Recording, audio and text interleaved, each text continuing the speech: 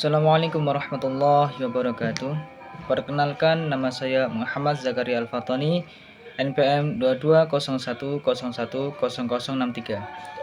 dengan kode F9, konsep dasar bimbingan dan konseling Islami. Baik, saya akan melanjutkan materi tersebut yang membahas tentang asas-asas bimbingan dan konseling Islami. Yang pertama itu ada asas kerahasiaan. Nah, maksud dari asas kerahasiaan adalah apapun yang didiskusikan pengawas dengan guru tidak boleh dibagikan atau tidak boleh dikasih tahu kepada orang lain. Yang kedua ada asas kesukarelaan. Konselor diharapkan menjadi sukarelawan tanpa merasa terpaksa untuk membicarakan masalah yang mereka hadapi. Dan konselor juga sangat membantu dalam hal tersebut. Ya, yang ketiga itu ada asas keterbukaan. Konselor atau konseli diharapkan terbuka untuk pemecahan masalah dan bersedia menerima saran dan komentar dari pihak luar.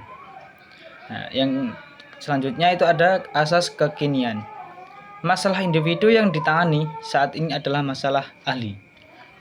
Yang kelima ada asas kemandirian. Tujuan dari proposal konseling adalah untuk membuat para pengikut mandiri untuk mengenali diri mereka sendiri dan membuat keputusan sendiri. Yang keenam, asas kedinamisan. Upaya layanan konseling memerlukan perubahan pada orang yang diasuhnya, yaitu perubahan perilaku ke arah yang lebih baik. Yang ketujuh, asas kenormatifan.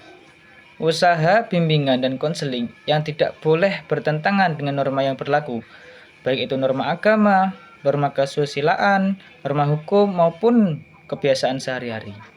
8. Asas keahlian.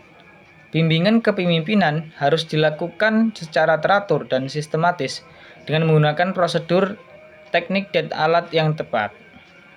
Yang ke-9, asas ahli tangan maupun asas alih tangan. Prinsip transfer adalah ketika konselor telah mengarahkan seluruh kemampuannya untuk membantu orang tersebut, tetapi yang bersangkutan belum tertolong seperti yang diharapkan. Konselor dapat mengalihkan orang tersebut ke lembaga yang lebih kompeten. Yang selanjutnya itu ada prinsip-prinsip bimbingan konseling Islami. Yang pertama, konseling adalah proses membantu atau menolong diri mereka untuk memecahkan masalah yang dihadapi. Yang kedua, kepemimpinan harus dimulai dari pengikut atau harus fokus. Yang ketiga, konseling ditujukan untuk individu dan setiap orang memiliki karakteristiknya masing-masing. Yang keempat, masalah-masalah yang tidak dapat diselesaikan oleh kelompok penasihat lembaga harus diserahkan kepada ahli atau lembaga yang berwenang untuk menyelesaikannya. Yang kelima, konseling dimulai dengan mengidentifikasi kebutuhan orang yang diasuh. Yang keenam, konseling harus fleksibel dan luas, tergantung kebutuhan individu dan masyarakat. Yang ketujuh, program penyuluhan lembaga pendidikan tertentu harus sesuai dengan lembaga pendidikan yang bersangkutan.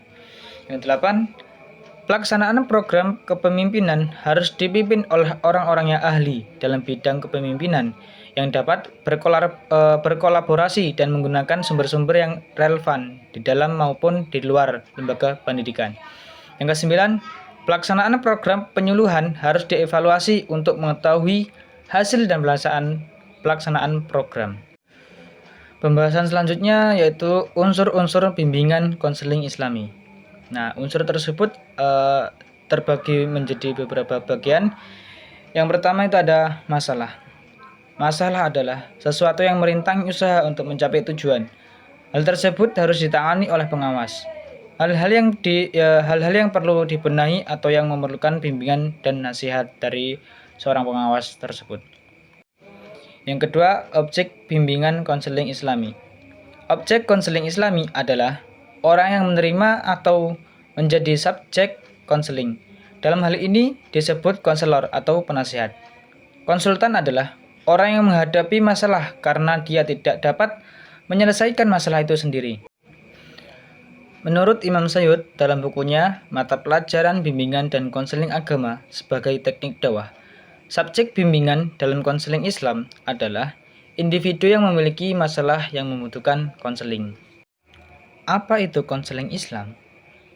Konseling Islam merupakan respon kontemporer yang sama dengan pendekatan terapeutik lainnya, tetapi juga didasarkan pada pemahaman Islam tentang sifat manusia yang memasukkan spiritualitas dalam proses terapeutik. Nama lain dari konseling Islam adalah konseling Al-Quran, karena menjadikan Al-Quran sebagai rujukan utama untuk meringankan masalah individu. Pandangan ini mengarah pada kesimpulan logis bahwa orang yang mempelajari konseling Islam adalah orang yang dapat menggunakan Al-Quran sebagai pedoman dalam konseling tersebut.